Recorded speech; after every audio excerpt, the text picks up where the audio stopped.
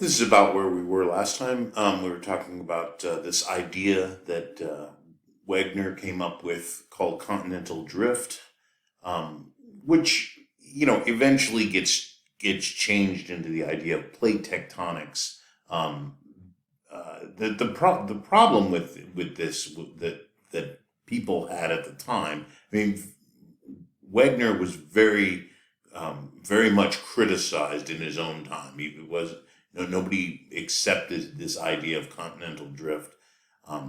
Remember, people thought the continents were permanently where they are and they never moved.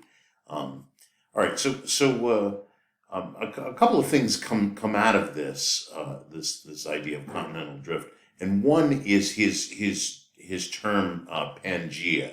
So Pangea is this is what it stands for, the universal land, but it was this supercontinent that at one time he imagined existed, and of course we have evidence that it existed.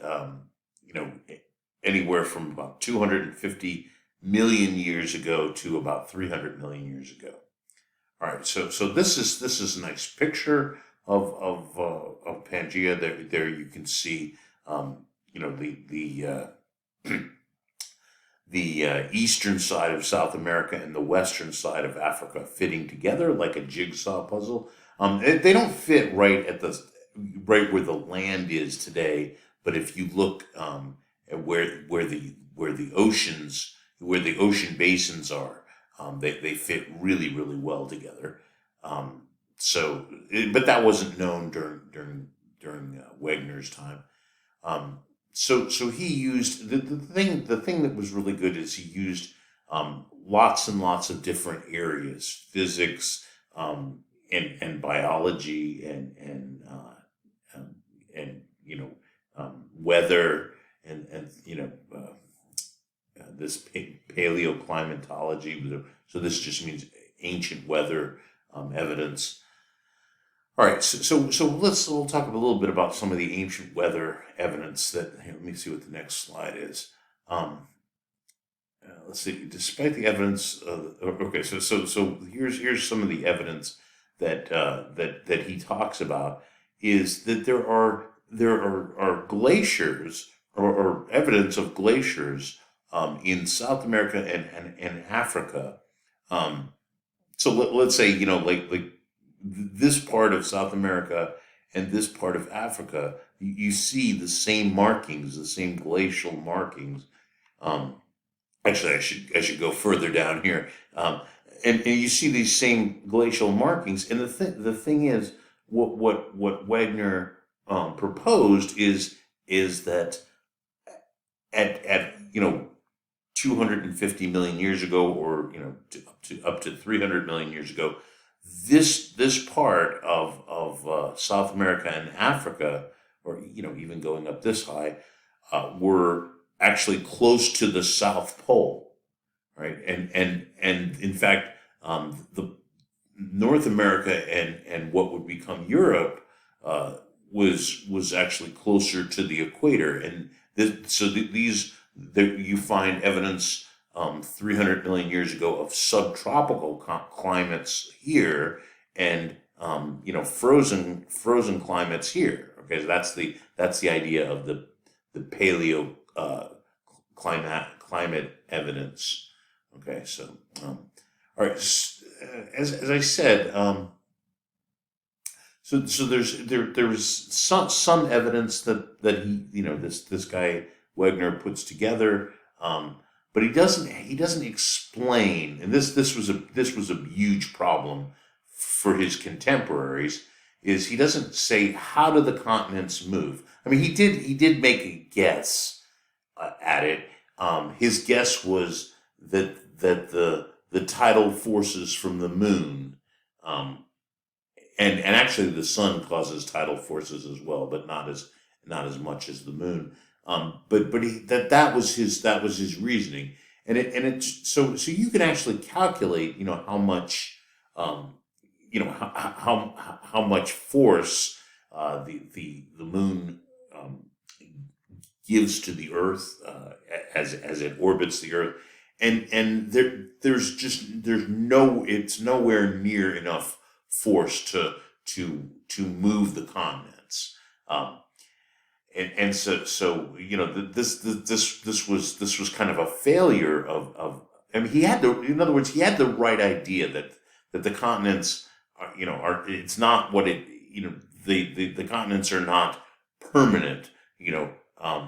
That things are changing. The Earth is undergoing changes. All right.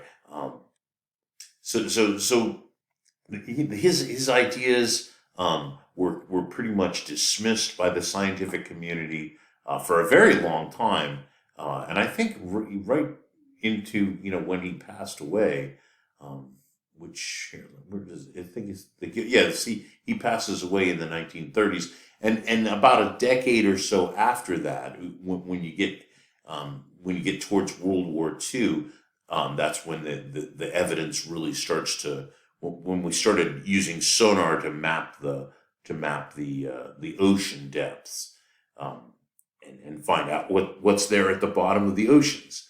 All right, so this is where things change. It's right around the time of World War II. So there's detailed mapping by the Navy, the United States Navy, and the Allies as well, for about the ocean floor, right? So this is the first time we're using sonar, basically bouncing sound off of the seafloor and figuring out what exactly is down there. And one of the things that people noticed is that there are mountains, mountain ranges, in fact, in the middle of the Atlantic Ocean, right? And there were also these gigantic trenches in different parts of the oceans. Of course, the deepest one is off the coast of the Philippines in the Indian Ocean. It's called the Marianas Trench. It's the deepest part of the crust of the Earth. All right, so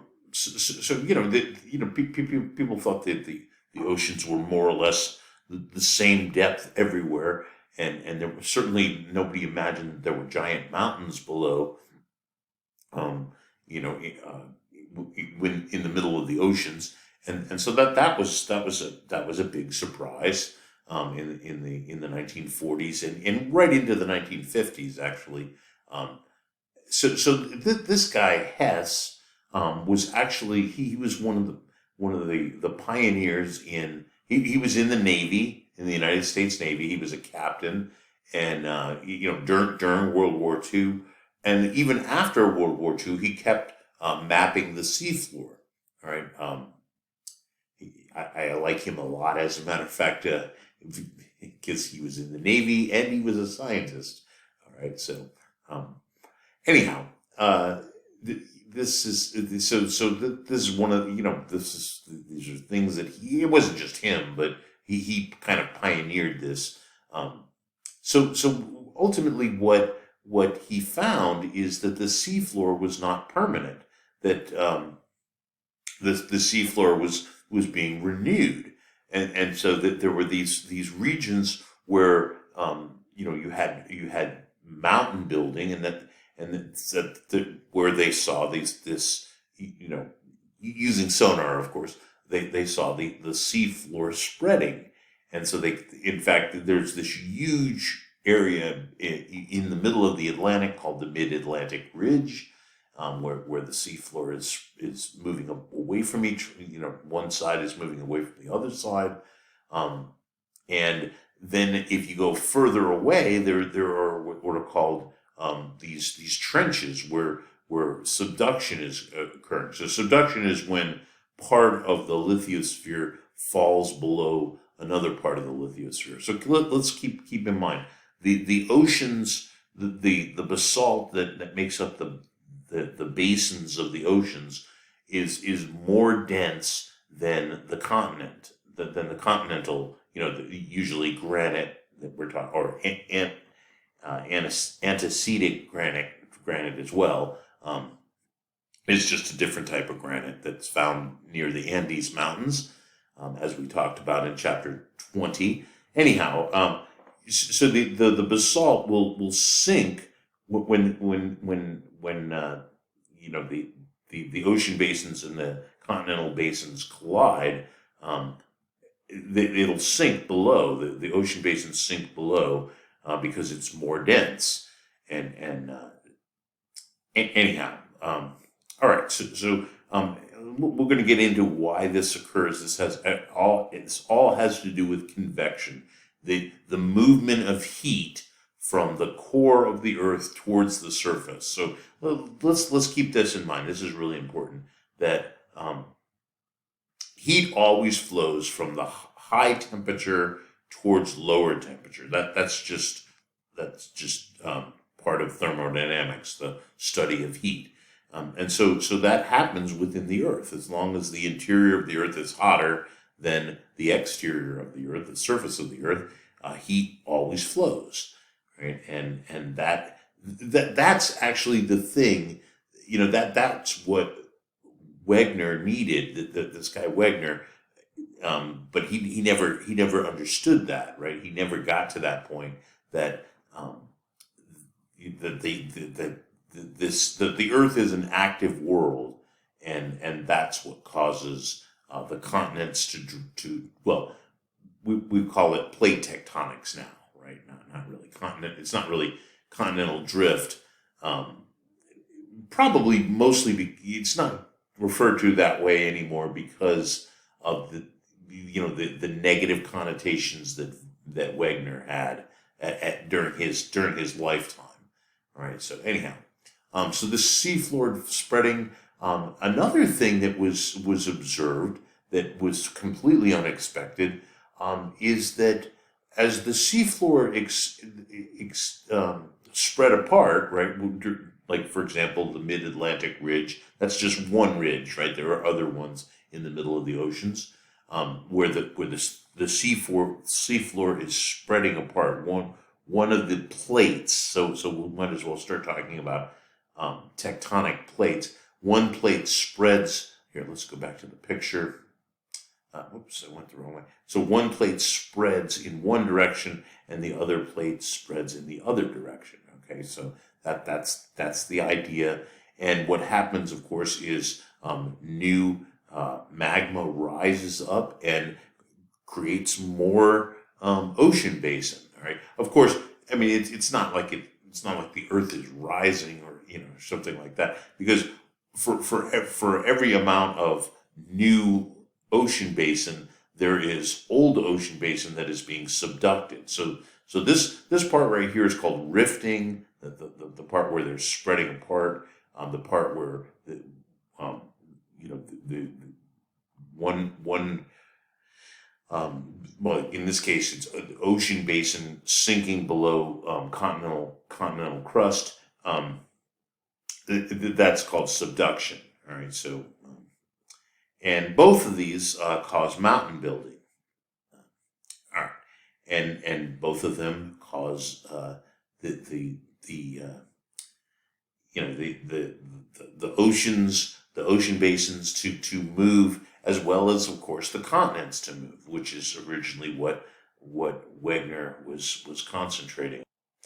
All right, so let's see. So getting back to the ocean spreading, when the lava reaches the ocean bottom, it will, of course, solidify very quickly, and occasionally there is magnetite crystals. We talked about this in chapter 20. Magnetite crystals, which are magnetic, they respond as they crystallize, as they turn into a solid. They respond to the Earth's overall magnetic field at the time. That's the key. At the time. And again, nobody knew that the Earth's magnetic field changed direction over geological time. That was a big surprise to us. But indeed, that's exactly what happens, is over time, the direction of the Earth's poles flip. So, right now, you think about the magnetic field of the Earth. Um,